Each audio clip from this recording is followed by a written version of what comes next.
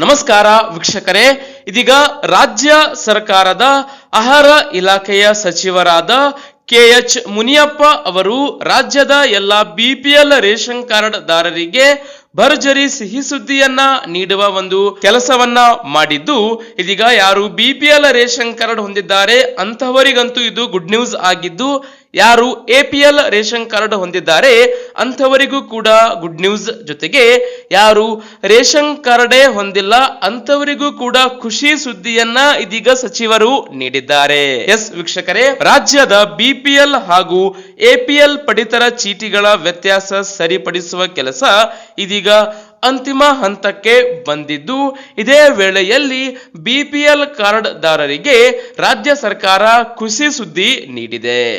ಆಹಾರ ಮತ್ತು ನಾಗರಿಕ ಸರಬರಾಜು ಇಲಾಖೆಯ ಸಚಿವರಾದ KH ಮುನಿಯಪ್ಪ ಅವರು ಸರ್ಕಾರವು ಪ್ರಸ್ತುತ BPL ಕಾರ್ಡ್ ನೀಡುವ ಅರ್ಹತಾ ಮಾನದಂಡಗಳನ್ನು ಪರಿಷ್ಕರಿಸುವ ಬಗ್ಗೆ ಗಂಭೀರವಾಗಿ ಚಿಂತನೆ ನಡೆಸುತ್ತಿದೆ ಎಂದು ಹೇಳಿದ್ದಾರೆ.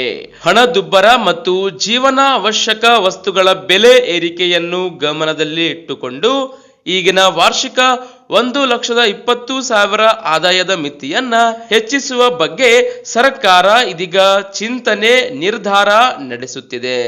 ಈ ಪರಿಷ್ಕರಣೆ ಜಾರಿಗೆ ಬಂದರೆ BPL ಕಾರ್ಡ್ಗೆ ಅರ್ಹರಾಗದ ಹಲವಾರು ಕುಟುಂಬಗಳು ಹೊಸ ಅರ್ಹತಾ ವಲಯಕ್ಕೆ ಸೇರ್ಪಡೆಯಾಗುವ ಮೂಲಕ ರಾಜ್ಯ ಸರ್ಕಾರದಿಂದ BPL ಕಾರ್ಡ್ ಪಡೆದುಕೊಳ್ಳಬಹುದು.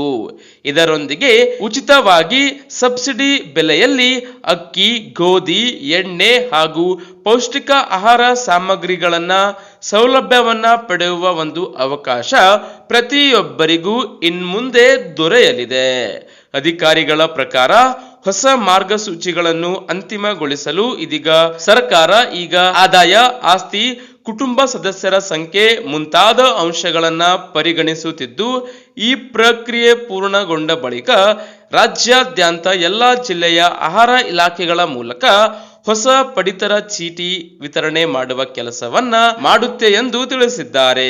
ಹೀಗಾಗಿ ಬರುವ ದಿನಗಳಲ್ಲಿ BPL ರೇಷನ್ ಕಾರ್ಡ್ ಪ್ರತಿಯೊಬ್ಬರಿಗೂ ಸಿಗಲಿದೆ. ವೀಕ್ಷಕರೇ, ಸಾಧ್ಯ ಆದಷ್ಟು ಈ ವಿಡಿಯೋ, ಈ ಮಾಹಿತಿಯನ್ನ ಎಲ್ಲರಿಗೂ ವಾಟ್ಸಪ್, ಫೇಸ್ಬುಕ್ ಅಲ್ಲಿ ಶೇರ್ ಮಾಡಿ ಹಾಗೂ ದಿನಾಲು ಇದೇ ರೀತಿ ಹೊಸ ಮಾಹಿತಿಗಳ ಅಪ್ಡೇಟ್ಸ್ ಪಡೆಯಲು ಚಾನಲ್ ಅನ್ನು ಸಬ್ಸ್ಕ್ರೈಬ್ ಮಾಡಿಕೊಳ್ಳಿ.